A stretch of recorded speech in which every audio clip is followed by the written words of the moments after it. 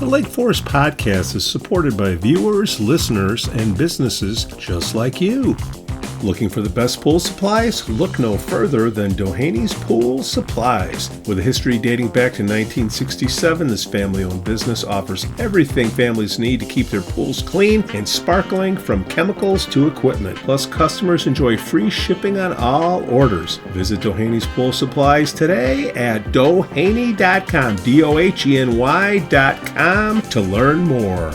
Forest Bluff Real Estate Team serves Illinois, Wisconsin, Lake Forest, and Lake Bluff. John Josephitis, Laura Lee Van Fleet, and of course Michelle Parnell. Get a free market analysis now at forestbluffrealestate.com. For the best cannabis in the world, look no further than Illiad Epic Grow. Owned by Lake Bluff's own Rich Ruzich, they are a cannabis cultivation center focusing on hard-to-find small batch products that will delight both the occasional user and ganjier. When visiting Michigan, ask for it by name. Epic Products, exceptional process. For more information, email info@illiadgrow.com. Havy Communications has been helping first responders arrive safely since 1983. It's owned by Lake Forest's own Mike Havy.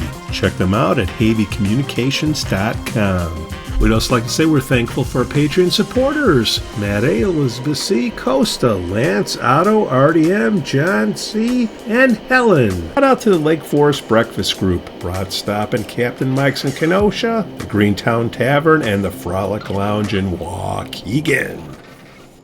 Come on, Rick. You can do it. Reboot your AOL. You've got mail. Or CompuServe. Ooh. Okay.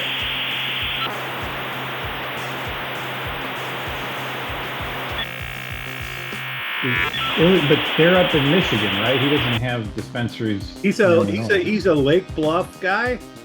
Right. So I'm sure if you inquire how to get his product, I'm sure he will let you know. His name is Rich Ruzich. Yeah. Rich. Oh, there we go. Here, I'm going to send. Sorry about that, gentleman. Boomer with a computer.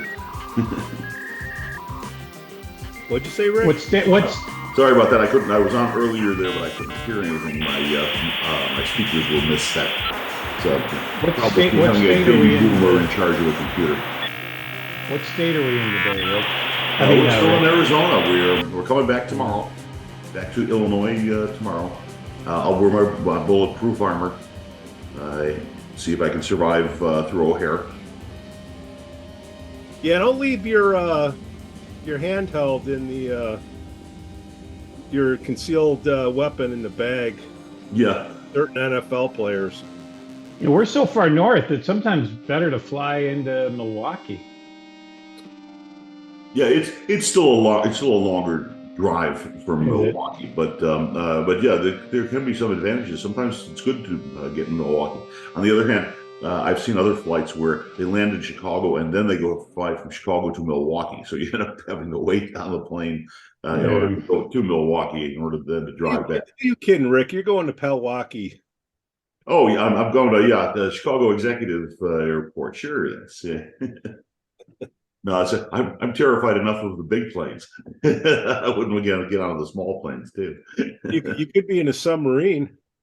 Yeah, that's going to get everybody's attention today. You got 3 billionaires in a sub bolted in too. That's got to be kind of a scary thought. You can't get out. It has to be let out from the outside. This is. Well, a couple of things are going through my mind. Like the minute they say, "Okay, the air's over," then all of a sudden a puff of smoke and they appear on the deck. You think this may be a fundraising opportunity? Or it's one of the guys is a billionaire. But these are rich people, like $250,000 to go. Well, I think 3 of them are billionaires. Yeah, sounds like a lot of them are very wealthy. Yeah. Maybe you could call that a tax shelter. Ooh. Like they're making themselves disappear. I don't know. Yeah, but I don't think any of them are Americans, though, right? I think they're all weren't they? I don't know about their citizenship, but yes, some other countries. I don't. British or Pakistani. the billionaires, I believe, pick Stanny. But thoughts and prayers to the family. But you want to go like 2 miles underneath the ocean, comes with some risks. Just saying.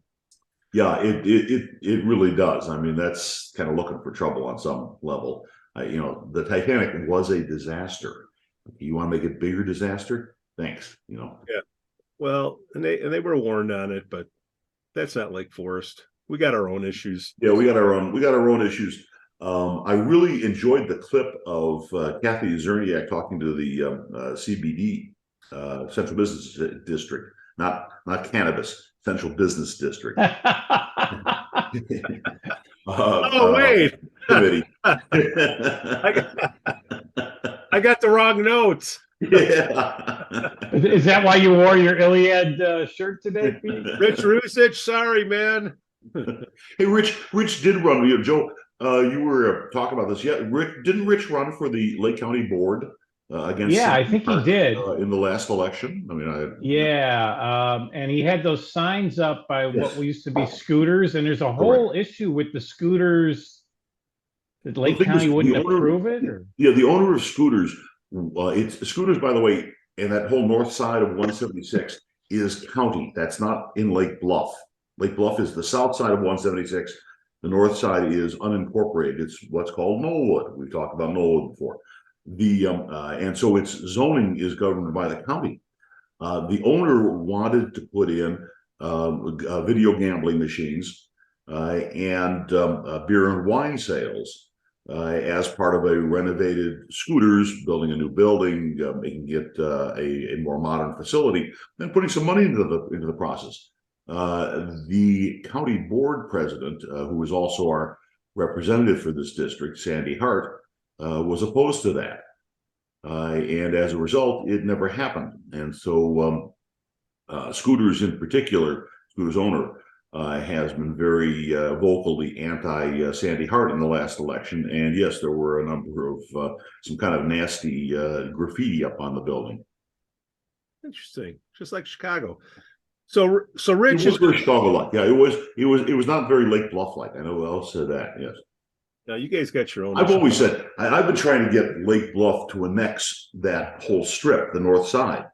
Silo. I mean, that's good tax revenue for Lake Bluff. It would be very desirable property. Well, would those property owners fight that? Well, that's just it. They have to come in voluntarily. My original idea was I wanted to offer them a deal where we would give them video gambling. We would annex the whole street into Lake Bluff and create it as a video gambling district and allow them video gambling in exchange, which would be very lucrative for them. But then while I was trying to float that idea, the county did a 180 on video gambling and decided that they liked video gambling after all. And so they could annex into, by already being in the county, they could get video gambling, but it is discretionary with the county board. And doesn't Sandy Hart at least has not been very friendly to it for scooters. Although when the lake house was there, the lake house had video gambling. That was no problem.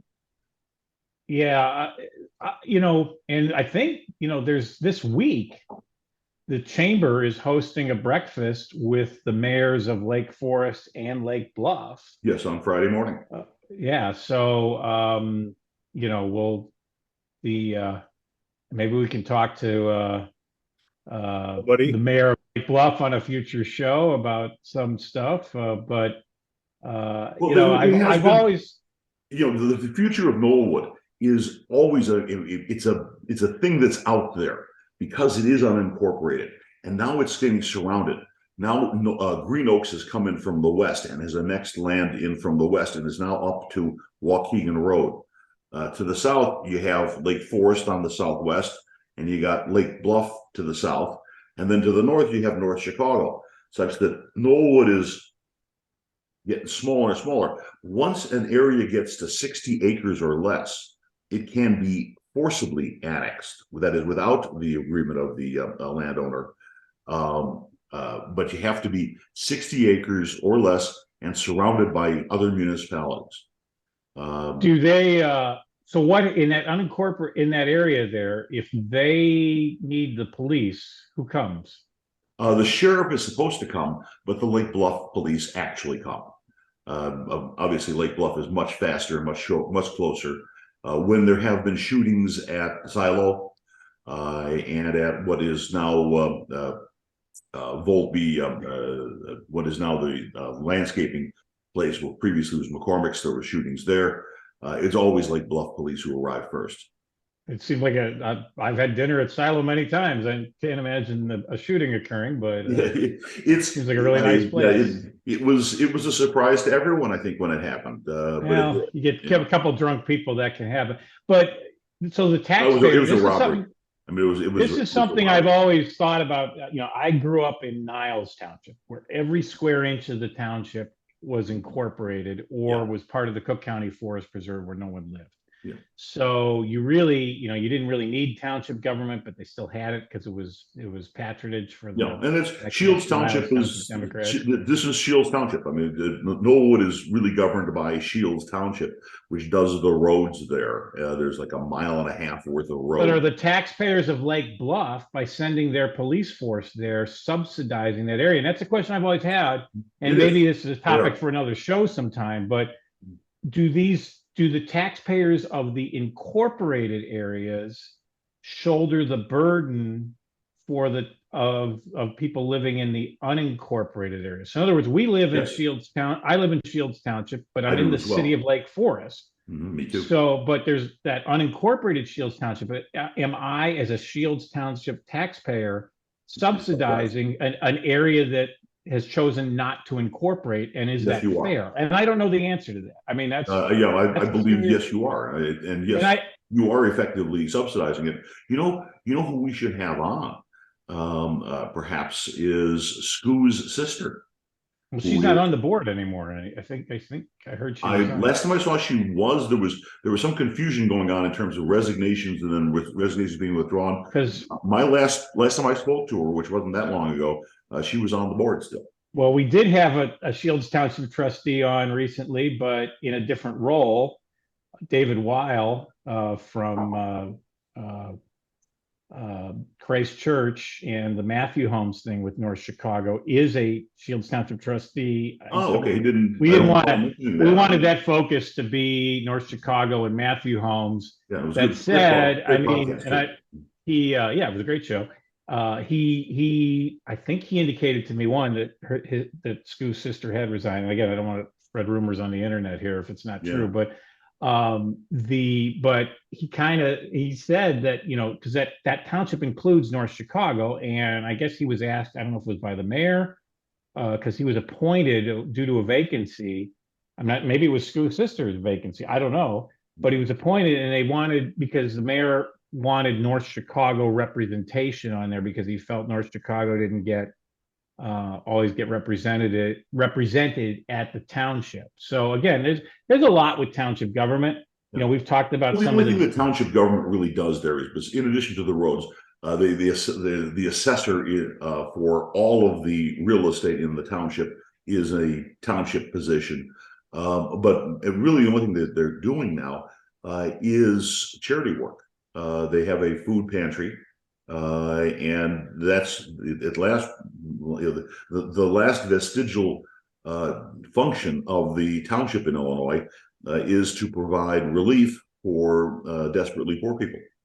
I mean, you go downstate, there's a lot of townships. There's a lot of unincorporated, farmland, all that. It's kind of interesting that Sangamon County, I think, has more townships than Cook County.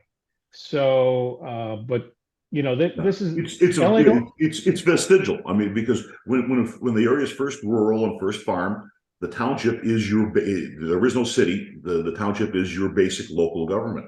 Right. The townships were drawn back in the Northwest territory. The township does not disappear. Yeah, and Illinois, we've talked about this before. We talked about this with school districts. We've talked about this. Illinois has more units of local government than any other state in the country. Yes. So you think about that. Think of how much bigger California and Texas are than Illinois.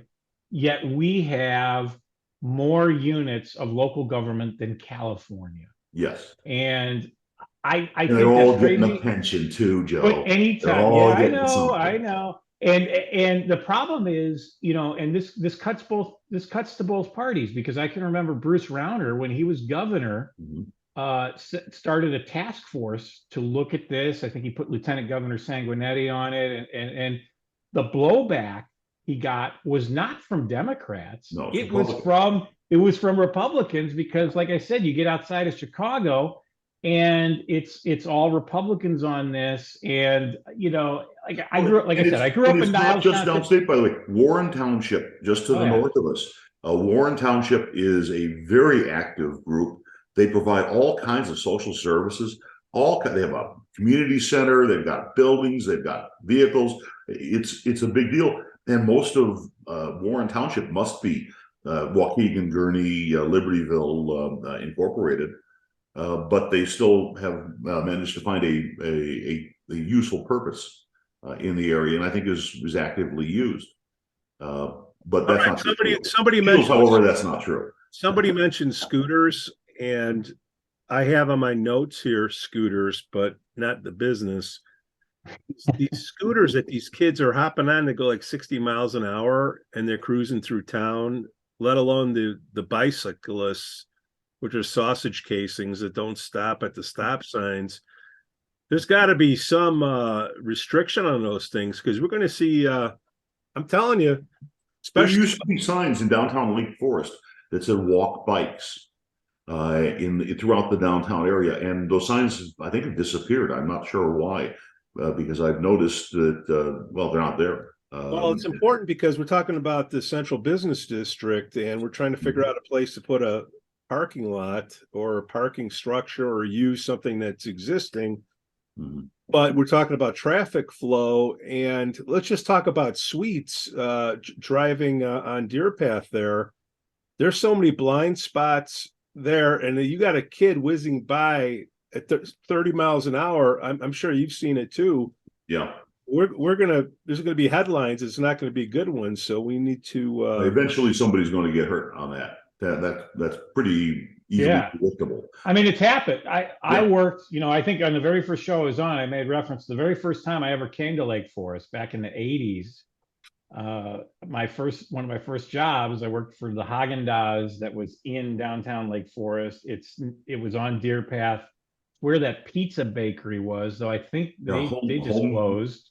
Yeah. So Sweets was not what it is today, and obviously that Haagen-Dazs is long gone. But there were incidents then. I mean, like 1988. Yeah, I think that's why the walk bike sign was put up, because there were accidents. The problem that we got with the these scooters in particular they're very, very fast. The kids have limited control over them. I've used the scooters not in Lake Forest, but in other cities, particularly in Scottsdale area, for example. And yeah, I mean, a big old fat guy zipping along at 25 miles an hour. It's something screams trouble here. If you're heading west on Deerpath and you got Sweets on the right, you have cars blocking the view and the vision, and the pedestrians have the right of way. And in order to have a better line of sight, you're gonna have to remove a parking spot. That could be an issue. And again, putting on top of it these different ways of transportation that are whizzing by, these are some of the things that are coming up with the central business district, which of course we all watched last week. And no, it's and there were good moments. I sat in on tons of these meetings when I was an elected official, and then I was on the committee that worked on a TIF redevelopment of our train station area, and I think we did also stuff with Dempster Street, but in Morton Grove. So this is where local government service and local community interests. There's a lot of dry, boring moments, though there were some. I did get through. It was about 2 hours that YouTube video of the meeting, and I did get through. There were some lively moments there. Well, there's some questionable moments because I'm looking at Lake Forest for Transparency, and I'm looking at the people that are up on that board. There's a lot of similar last names, starting with Similar first names too. yeah. So let's do Mormon. Like, how can you be on that train? Morehead. Yeah. Okay. That's what she said, or he said. So you got more. Emory Moorehead, former Bear. He's a great guy. So you got. Yes, he was. Well, still is. He still is a great guy. Well, Emory Moorehead. Yeah, he's actually a realtor, very successful realtor, has been for many years. Yeah. Come on, guys, pull it in. So you got Jamie up on that board as the in-between person, and he's also on that Lake Forest for Transparency, whatever the heck it is. I call it the anti-business people. I call it the opaque transparency group, because they won't print they'll print anybody's letter but yours. They block comments on Facebook. So transparency is it's pretty opaque. It's a great stick they're running on the transparency thing. But it's all the same people that block everything. And and they're on this board, and one of them's Pasquazi, and I know there's a bunch of Pasquazis in town. There's Pasquazis everywhere around here, yes. So, I mean, God forbid I look and see, it's the same Pasquazi that's up on that transparency website. And then the cherry on top of the sundae, you got Rommy Lopat, who Mr. Lopat. I said miss, sorry, pardon me. Yeah. Well, good evening, everybody. My name is Rommy Lopat. So, I had prepared remarks, but due to your conversation tonight, I've now got a lot of other ones, so please bear with me a little bit. This is a little rugged. I've thought and thought about this chapter in the last 2 months since your last public hearing. I sent you 5 pages of edits, well in advance of the meeting Mr. Dixon, as you asked me to do at the last meeting, which I hope you've been able to read and digest. I took a lot of time, so I hope that you will now take time to carefully evaluate, for example, my suggestions. For example, my written vision statement, my substitute vision statement. I'd love to see you, the vision statement was up there, I'd love to see you take out the first 3 lines so you don't start with a negative of a vision statement. For example, I'd like to see Tesca Associates rewrite a goal, like identify stormwater opportunities, such as ... lighting, make it into something coherent, and do that throughout this document. I hope you'll point out that if a strategy is to prohibit left movements onto Deerpath from Bank Lane, which this document calls for, you'll point out that it would be a simple matter to post a sign first. We don't need to do a full bore one-way traffic if that's the goal.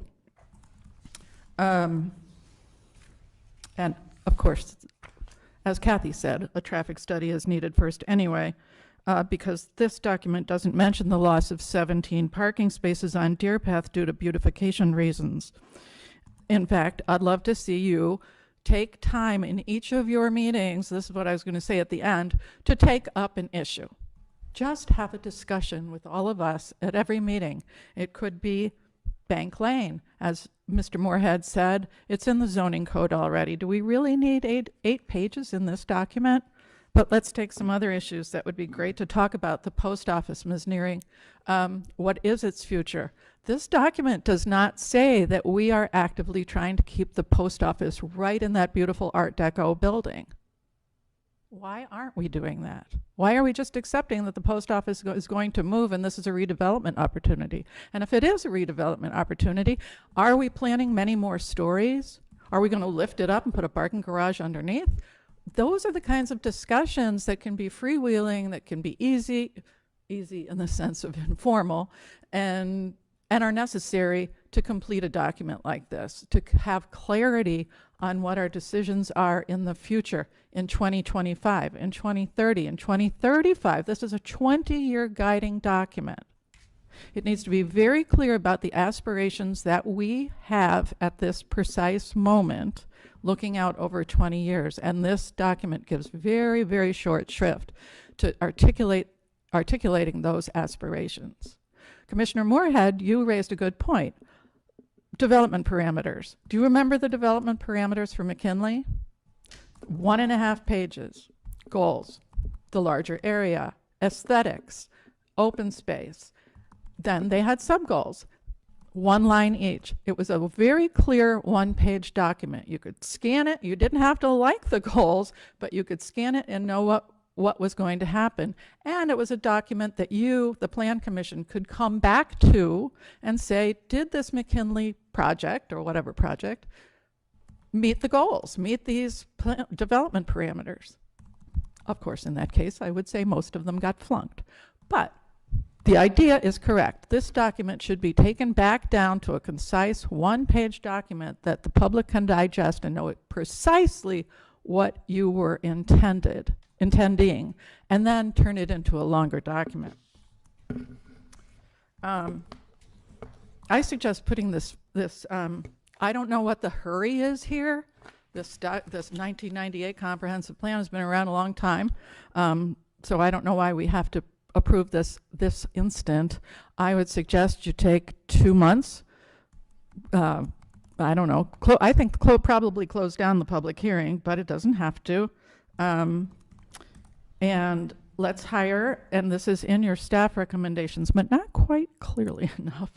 Let's hire some outside, not local, outside planners conversant with the unique strategy used by historic downtowns and small cities to come here and offer their views of this document.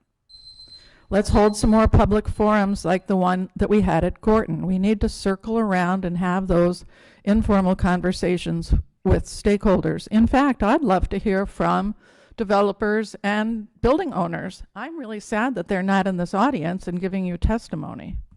We need to hear from them. You need to hear from them before approving this. Let's get into the nuances of what we want. I think residents know, even block by block, what we want.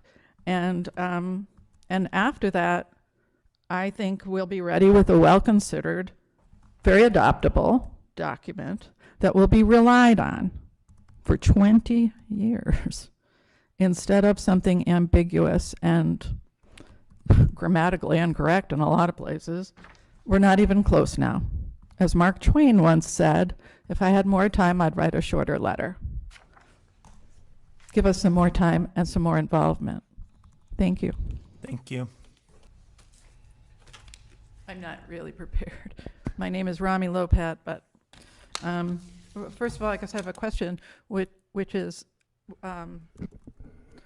this proposal in front of you in relationship to a particular instance or example? It is not. It's come up. We've approved over the last probably 12 months restaurants and restaurants in town.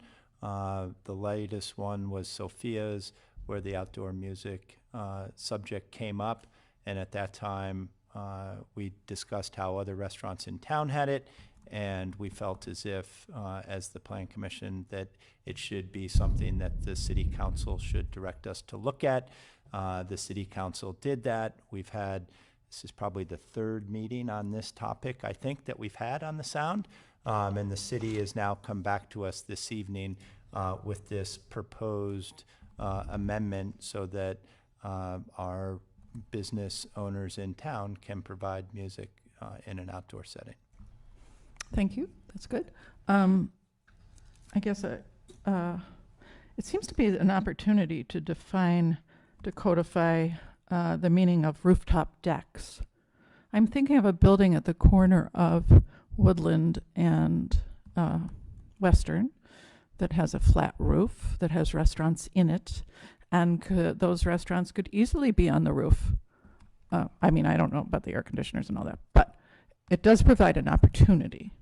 And we've had rooftop decks come in proposed for the central business district and near the central business district, and it caused a lot of controversy. So I would say that you need to take a look at that and put it in the code clearly.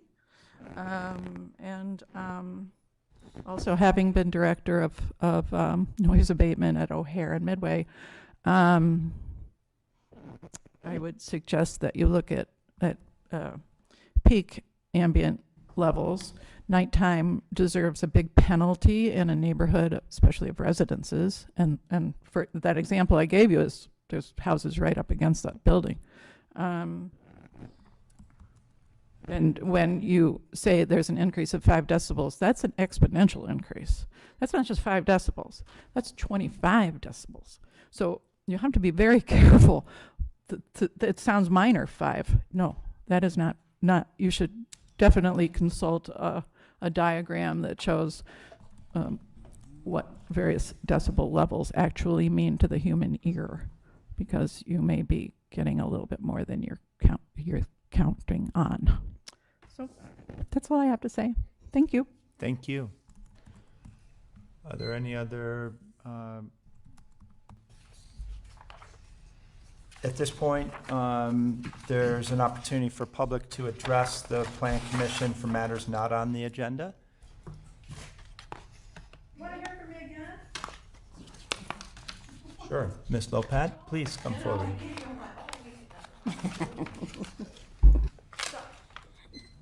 My name's Rommy Lopat. I have a question about process. So 2 things happened in the last couple of months where I wanted, step back. My philosophy, having been a bureaucrat in a city hall, is to develop good relationships with people, particularly people who are making policy decisions on our boards and commissions. And so I like to develop a relationship, know who you are. I'd like to call you, and nothing to do with anything formal, no public hearing, nothing like that. And so there's that. And secondly, recently I was listening to a podcast about preservation, and yes, pretty esoteric, I know, but podcast about historic preservation and downtown development, and I thought it was really interesting. It was about Buffalo, New York, and I thought I would send it to you, Mr. Dixon, and you could listen to it and choose to distribute it if you liked or whatever. So I went on the city's website, and lo and behold, there's no way to contact any of you. No phone numbers, no address. Same with Historic Preservation Commission, BRB. And these were things, and it refers me to send it to Kathy. I don't want to send it to Kathy. I know Kathy. I have a relationship, good relationship with Kathy. I want to call one of you. But I don't know how. Can you tell me how? I think all the communication for the public meetings and maybe ACT, Ms. Cernak can speak to that and the limitations to that. And I'm not as versed on that at the moment, but I know that does create an issue, and maybe you can speak to that. Yes, the city attorney advises us to collect information and distribute it.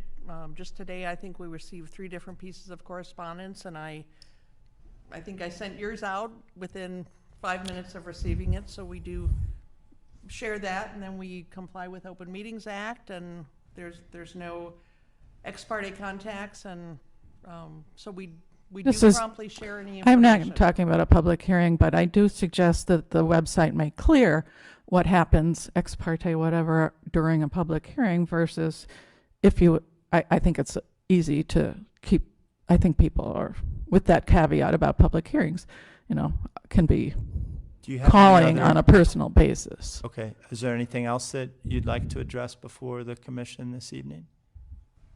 Well, I would like to get a definitive answer from the city. Thank you. Thank you. Anything else from staff announcement? Is this Lake Forest, or is this Rommy Lopat's town? It's Rommy Lopat's town. We just live in it. What? I I do know. She worked for the city of Chicago in the night when Harold Washington was the mayor. So there's that. What is it just slows things down? Like what? Should we just go up there? Because everybody's got a right to speak. Look, like I said, and Rick, I'm sure you sat through quite a few public meetings when many, you were on yes. the. No. Hold on. You get residents. Don't go Both on before that. and after, and probably tomorrow too. Yeah. No. Yes. Rommy Lopat is one of those that is saying, hey, we need more studies, we need more time. That's the Lake Forest transparency MO. And I forgot the head guy on there, but he said, hey, man, we've been working on this for 3 years, especially the last year. There is no more time or studies. It's been done, cut it out. So I respect. Blank or get off the pot. Yeah. So I'm like, what these guys, these people that bought 20 years ago, 30 years ago, whatever it is, it's like, I just want it to stay the way it was when I bought it. That's Exactly. That is everybody wants to be the last person to move into a town. Right? I mean, and this goes everywhere. I've seen this in Glenview. I've seen this in Morton Grove. I've seen this in Skokie. Many other communities where everybody, their subdivision gets built, they move in, and it's like, no more. That's it. So that is all part of that. I don't know what you want to call them.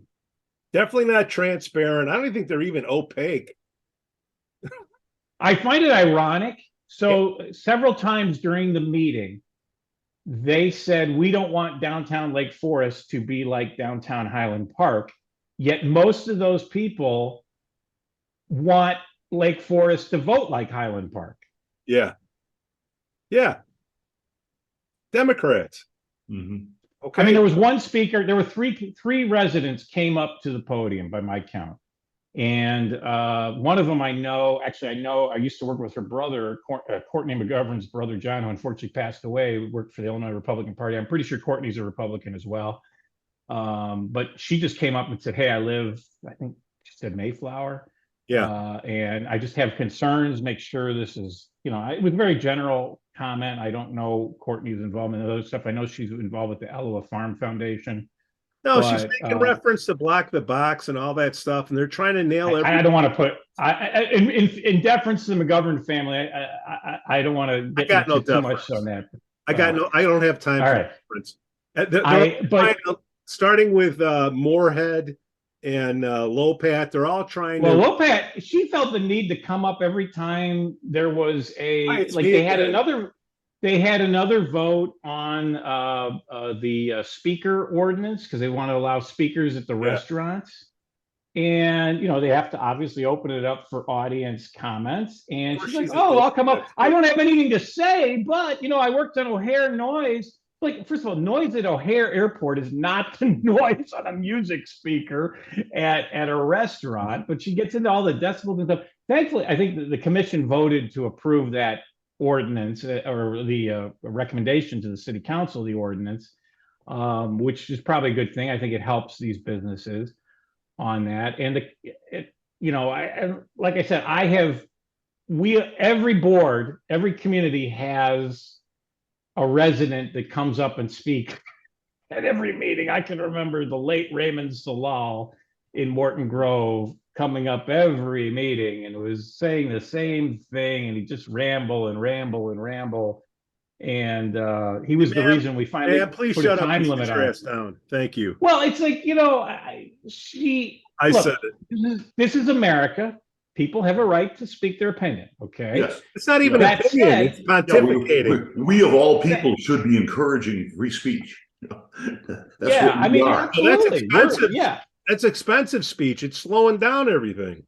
Why, do they charge per hour there? Yeah, well, the government Kathy charges by the hour now. I don't think so. Yeah.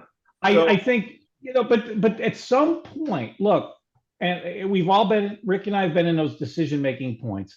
You want to hear from the community, but at some point you have to make There's more than one person in the community.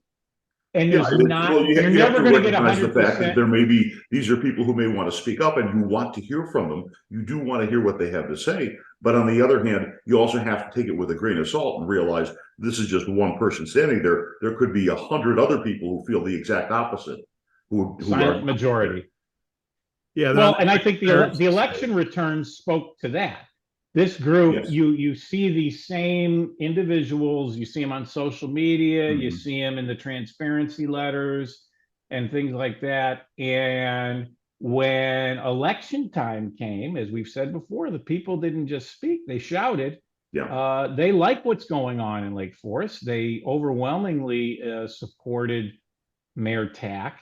Mhm. And so I think you have to put that in perspective. That said, this isn't North Korea where we just, don't let anybody give their opinions and it's a total dictatorship. You do have to allow for community input, but there's a balance and you have to put it in perspective of for every person that comes and speaks about something, there's hundreds, thousands that aren't there. And, that's, again, silent majority.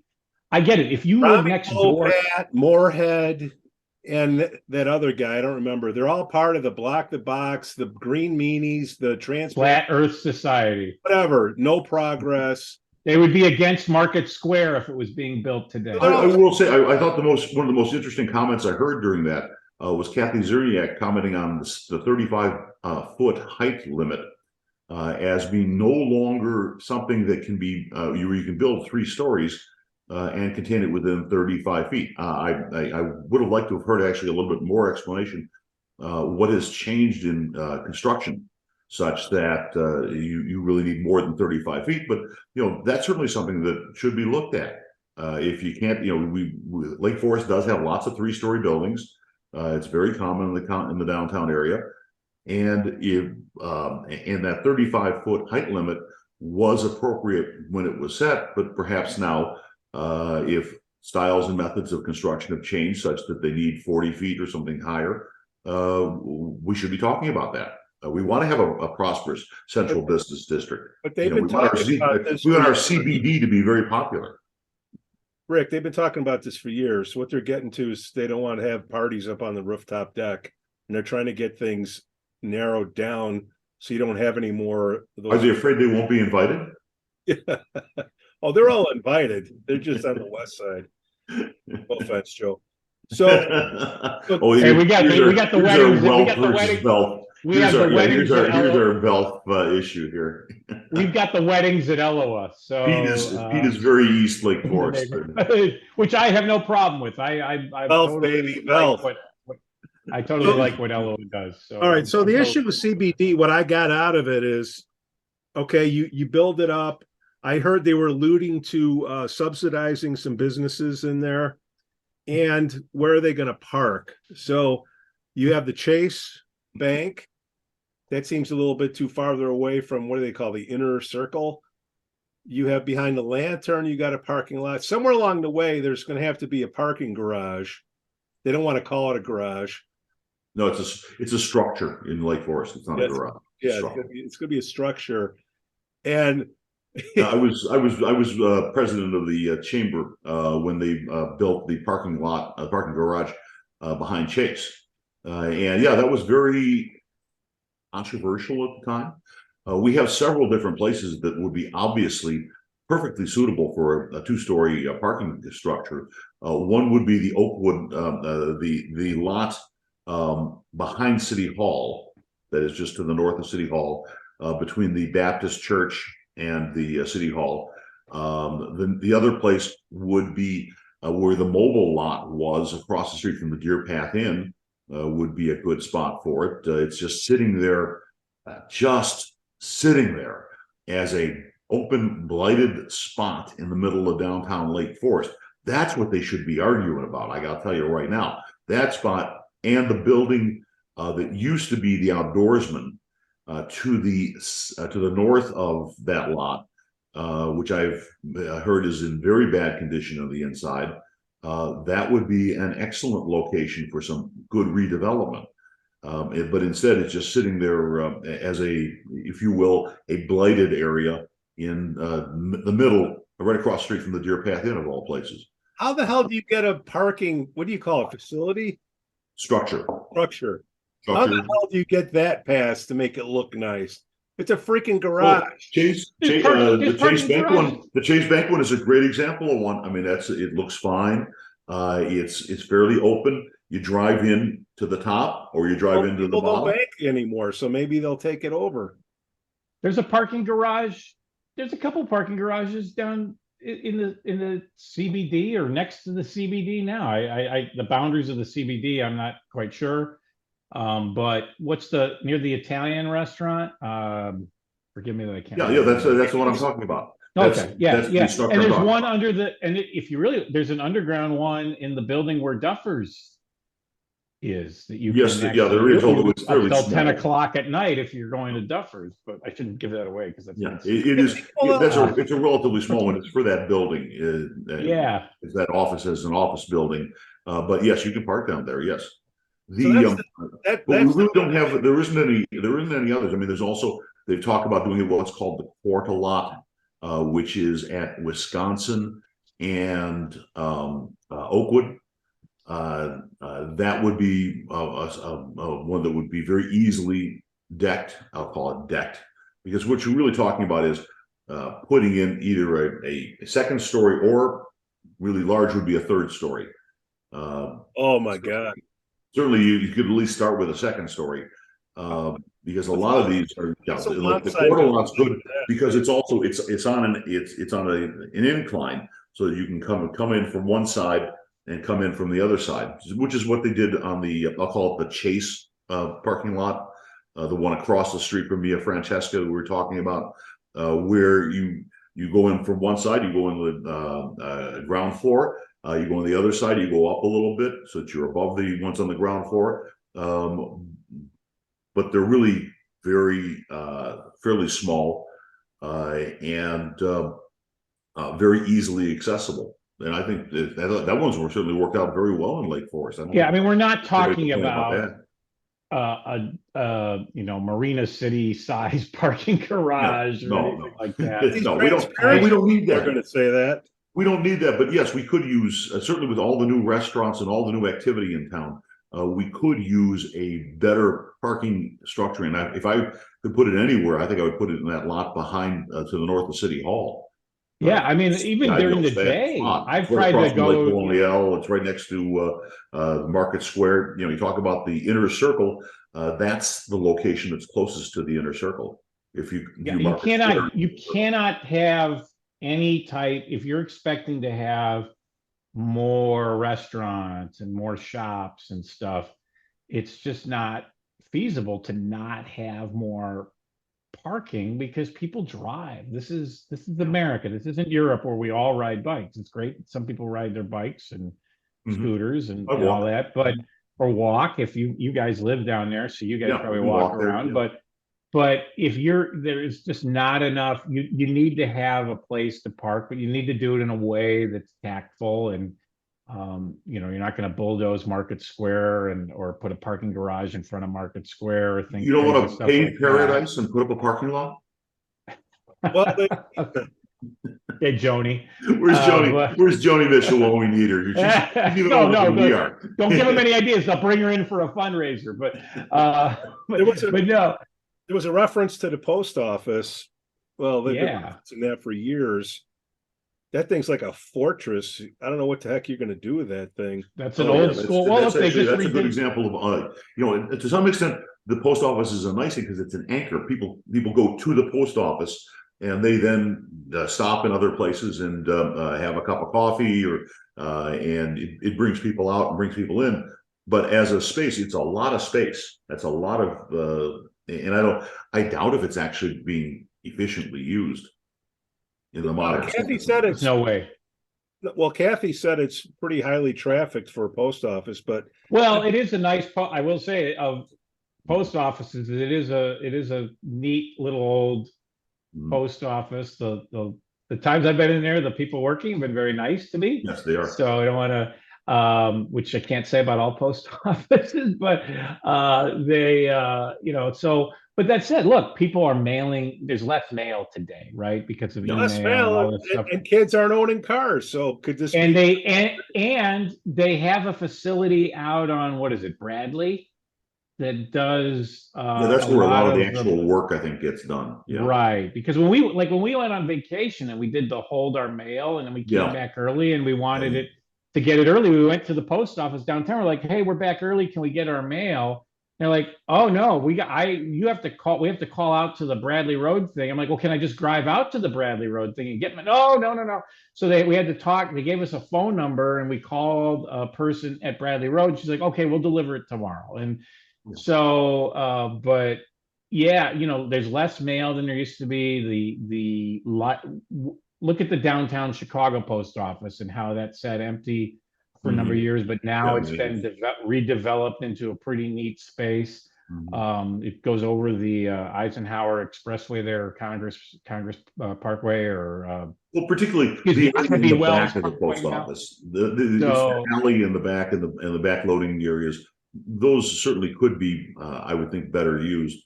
But on the other hand, what do I know about running a post office? But I've seen in other places buildings like that get redeveloped into like shops and restaurants and things Jail. inside. I don't think that's going to happen. But I think it can be, It's too small of a space to really be worth. I mean, it's not worth decking into a parking garage. It's just it's not large enough for that. No, and that was kind of a silly thing that they brought up in the meeting, that they were going to build a parking deck over it or anything like that, because I just don't see that. If the post office were to leave, I'm sure that there would be a lot of conversations and a lot of community dialogue about what to do with it. And my guess, this is my personal guess, it would end up being like some kind of developed space where there'd be shops and restaurants and stuff. At one point, it was proposed to put the Historic Society in there. The Historic Society, which now has a nice new building, nice newer building on Deerpath to the east of there. At one point, there was a discussion about having the Historical Society take it over because it is a historic building. True, but that doesn't generate any revenue. So no offense to the history folks, which is it's a great place. I've had a couple tours of that place and it's very nice. But like I said, I think there's some other places this has occurred. Look, downtown Chicago, that post office I just mentioned over the expressway, it took a long time and it sat empty for years.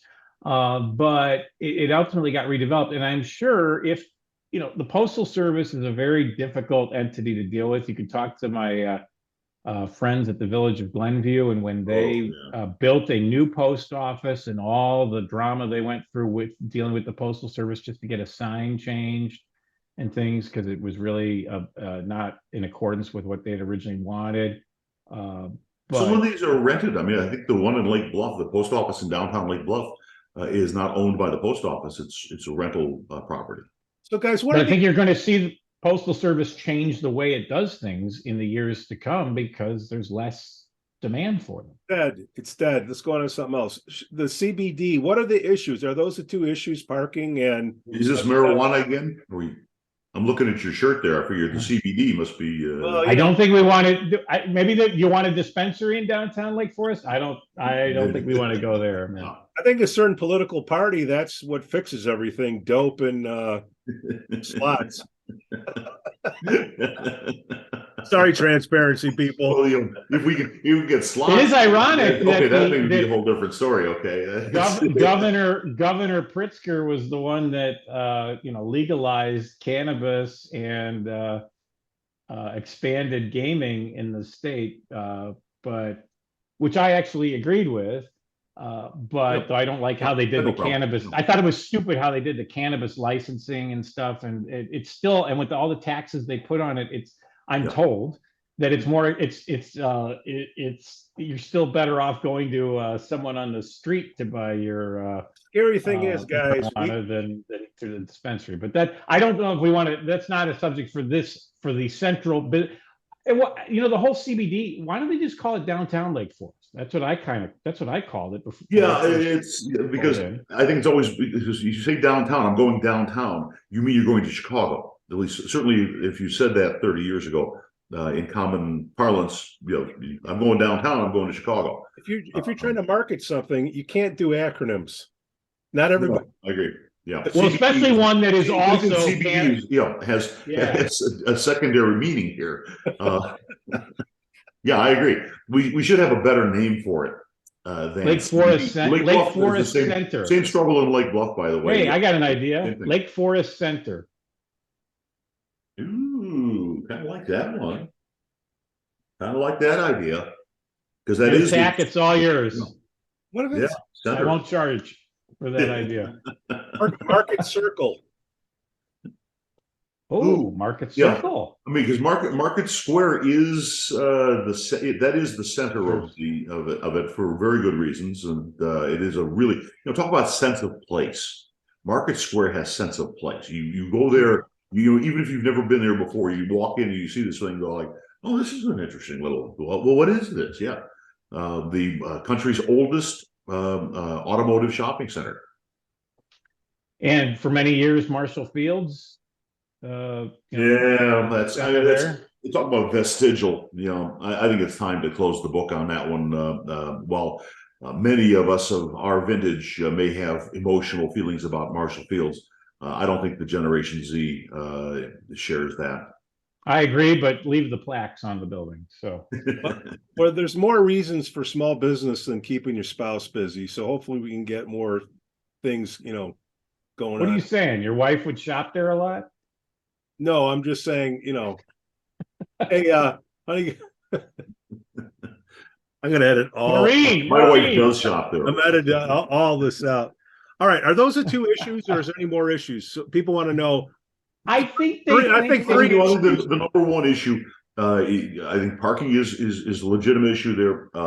Building height is a very legitimate issue, and also use. One of the really tough things about running a small town like Lake Forest is having a good mix of businesses, such that you are both on the one hand generating some sales tax revenue. But Rick, hold on, Rick. How can that be number three?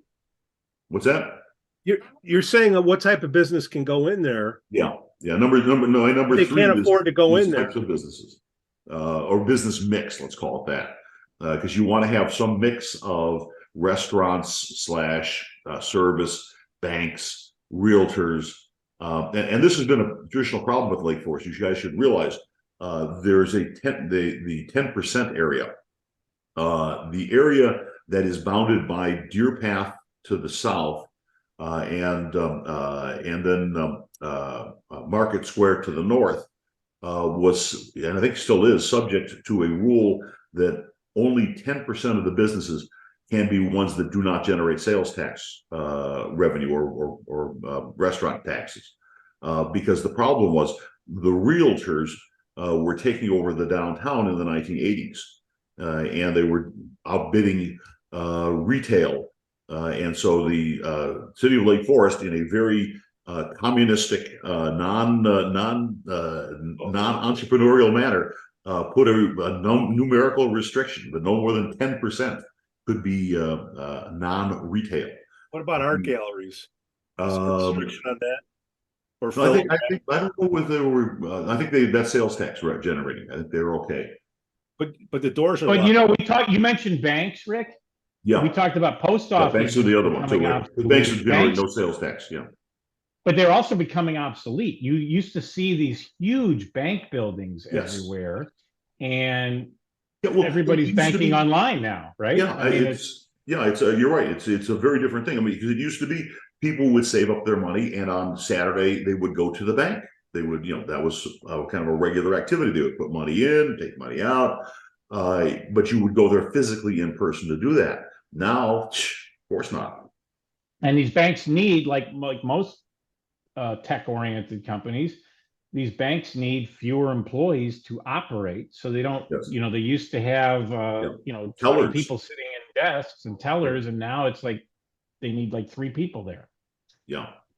That's my guess too on Chase, that they're going to do something with that, because they're just it's not being There's used. so many Chase branches around. I have to think at some point Chase says we got to consolidate this. Or Lake Forest Bank says kick them out of town. I do my best to stay away from Chase. I'm a Wintrust guy. Yeah, Wintrust. Too many fees on Chase.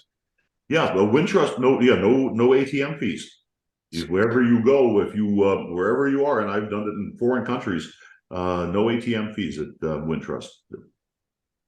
So the subsidy part of things, you're getting a lot of people pissed, man. Like, why aren't I getting a cut of that?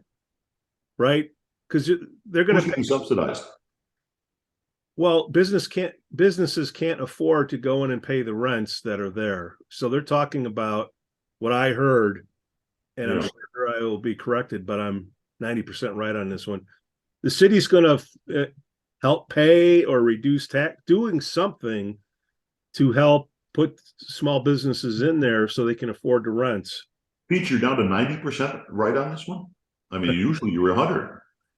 No, 90. There's just 90 on this one. Right. These are things that are going to have to get debated in many ways. This plan commission approving this plan by no means is the last step in this process. There's going to be a lot of things. Like we did when I was on the board from 1999 to 2003. During that time in Morton Grove, we adopted a comprehensive plan, and things that we suggested and called for in our plan are finally getting implemented the last couple of years there. Like I said, I talked about they wanted to redevelop the area near the train station.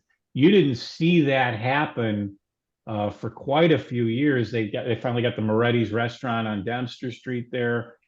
They put in some additional housing and replaced some of the old industrial property that was not being used anymore. So these things, there's going to be a lot more to come where the public is going to discuss what each project is and where it goes. This is by no means the last step. There is so much more to come, and that's why they needed to. That's why they, as they said in that meeting, and you said earlier, Pete, that's why they needed to say we got to move forward here, because we're going to be spinning our wheels forever, and it's still going to take time. Okay, but I think Kathy did a great job throughout that meeting of clarifying and explaining, and she basically said, this gives us a framework to work with. We don't want to be too restrictive to preclude some developers, but ultimately each project is going to have to come before the board. And to your point, Pete, about subsidizing rent and stuff, I don't know if tax increment financing is going to be part of this plan or not, but that is something. If you're a small business and you're not getting that, and you've been toughing it out, and you got somebody that's 100 yards over to your left. Yeah, and they're getting subsidized. Yeah, no. And I mean, TIF is supposed to be for blighted areas. That was the initial idea. It's all relative. And nothing in Lake Forest is blighted. Yeah. Well, and they did put a TIF district actually in West Lake Forest. Yeah, West Lake Forest. Wealth. The west side. That was a blighted area over at the corner of Everett and Waukegan Road. Was that a TIF district? That was a TIF. Oh, yeah. I didn't know that. Okay, all right. Yeah, I mean, we did. Like I said, we did. I think we had three. We had 3 TIFs in Morton Grove: Dempster, Waukegan, and Ferris Lehigh, which is the metro station. And so Moorehead and his posse. I did not. Moorehead and his posse are riding around town, and I'm guessing that those will be the things that are going to pop up, that they're going to try to halt things. Wasn't Moorehead reappointed by Mayor Tack at his very first, right after he took the oath? Didn't he reappoint Moorehead and a bunch of other people? I believe I think he did. I think before I don't think he was making any changes in terms of leadership of the committees. He's like a that was part of what he pledged to do. Yeah. Well, he's a gopher between 2 different boards, and he's got to come up on one of these things. I think one of them, he's like, that's solely his job, and good luck with the caucus approving him again. But so Moorehead was also part of the study group that Randy chaired. So I don't know, and he used to be part of the caucus, and that history. Who knows? And not to pick on him specifically, but there's going to be a lot more on this topic. This I guess if we're getting in a conflict of interest, it's all these same people that are blocking everything, and they just happen to be on these boards. If you're going to be on these things, the number one rule of being on the caucus or picking people is no agenda. Just what I'm saying. So it seems to me Moorehead has an agenda. Lopat has an agenda. Well, Right? she's not on the board. She might as well be on the board because she speaks more than the board members. She should come up. Hey, Rommy, I met you at the Lake Forest 101. You seem like a really nice person. Come on the show. Let's talk. I want to hear your side. I don't. We got two. You don't have 2 hours to kill, Pete? Come on. You know what? I draw the line. I draw the line in Rommy Lopat. I'll host the podcast. With I her. see. Go ahead. Well, we are the transparency now. I mean, look. I want to be bigger than I want to be bigger than the people that shut I'll tell you what. out and shut other people out. All right, I'll tell you. We'll bring on Rommy Lopat and we'll bring on Paul Hamman eggs, and we'll have a free show. Yeah. All right. We can talk about the parks. Yeah, we can talk about the baseball, the lack of use of the baseball fields. That's okay. You want to get a couple days on that? We can do that. All right. Go to the next thing. Couple things. The city council meeting was last night. Alderman Waldeck. This time, I would like to formally nominate Joseph Waldeck for the position of First Ward Alderman. It's a matter of background. Joe grew up in Lake Forest after his parents moved here in 1957. He comes from a family devoted to public service and giving back. His father served as mayor of Lake Forest from 1978 to 1981 and handed down his passion for the community to Joe. Joe, an attorney, distinguished himself as a fair and respected associate judge for the 19th Judicial Circuit Court of Lake County. He stepped down from the bench in December of 2022. His accomplishments and associations are many, including serving on the Gorton Community Center Board of Directors and most recently having served as the chairman of the city's legal committee from 2021 to 2022. May I have a motion to approve the nomination of Joseph Waldeck for the position of First Ward Alderman? So moved. Second. We will have a roll call vote. Alderman Notes. Aye. Alderman Powers. Aye. Alderman Gushgarian. Aye. Honorable Mayor Tack. Aye. Alderman Novit. Aye. 5 yea, 0 nay. Motion carries. Congratulations, Alderman.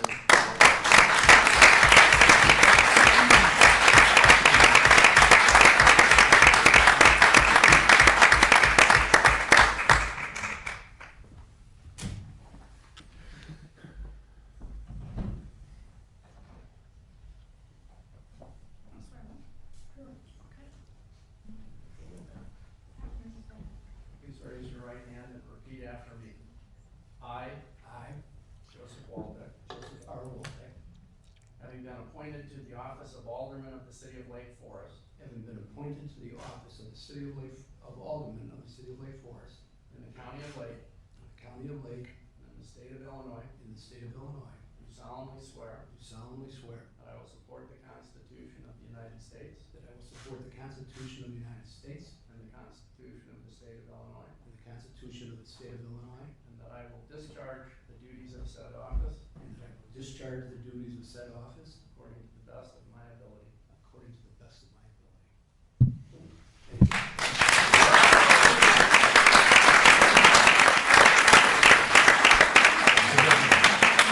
Thanks, Joe. Was sworn in. He got his little badge. I hey, wonder if the other guy. I hope the other guy turned his badge in, and I hope he didn't use it. I hope he didn't use it at Starbucks to try and get out. where is his badge? Yeah, You know, that happened in Northbrook years ago, and that trustee is now the mayor, but that's another issue where they did the, do you know who I am? To the I would cops. like to take your picture. I got a badge. We need some stinking badges. Yeah. I didn't get a dang badge in Morton Grove. I just had a little name Yeah, tag. That was well, yeah, it. same thing in Lake Bluff because we're not the same system, so we didn't get badges. That's why it's Morton Grove and Badge envy. I wanted. We I had wanted to get a badges? badge. We don't need no stinking badges. Yes, we did need a stinking Michigan badges. Yes. I don't know. That might be one to look at. I'm not sure the badge is a good idea, but all right. No, that's Yeah, but that's it's a good question though. What happened to I forgot the guy's name already. What happened to his badge? Polaroid. I have full confidence that the mayor and the police department made sure they have that badge. Yeah, Carl Waldorf probably made sure of that, I would hope. So the next thing I have on my list is the Bears practice schedule for the public. They've just put it out. First one is July 6th. Party at Joe's house. Mm-hmm. I can see Hallis Hall from my house. Yeah. Sit up I'm on your excited. roof. I want to get in. I have one goal in life remaining. People say, do you want to be on the council or mayor? And no, I want to get a tour. I want to get a tour of Hallis Hall. I am a lifelong Bears fan. I went to the Super Bowl that they won in 1986. I eat, sleep, drink Chicago Bears. I want to get a tour of Hallis Hall. I did one time, by the way. We had as a bar Lake County Bar Association did an event there, and as part of that, we did get tours of. And bring my son. I want to bring my son because it was really Bears cool. Fan too. Oh, I got a picture of me and Terry along with the Super Bowl trophy, the Vince Lombardi trophy from '86. Oh yeah! I got a picture with that. There's only one of them. Fest. You only have one, but it's there. I have that picture because they had that Bears 100th anniversary convention in Rosemont a few years ago. So I have a picture at the trophy, and I believe me, I think it's so cool that we have this facility in Lake Forest. I listen to sports radio a lot when I'm driving, and I hear the guys now. Yeah, reporting live from Lake Forest on the Bears. Here's, and it's like, hey, that's right down the street from my house. That was I think it was the second coolest thing about Lake Forest. Having a zoo was very cool, but now we don't have a zoo anymore. Well, you might say we have that at some of the meetings, but I think those transparency people make a uproar on that. That would be something. Yeah, well, that went so quickly and so quietly. Particularly, it was a very popular thing with kids in particular. I mean, if you have grandkids, as I do, one thing you can always do with them is you take them over to Ellowa Farm and just let them run around there a little bit and look at Bruce the Bobcat and all the different animals. Now that's all closed. I think quicker than. I mean, it is kind of absurd that this town of 20,000 people has its own zoo like that.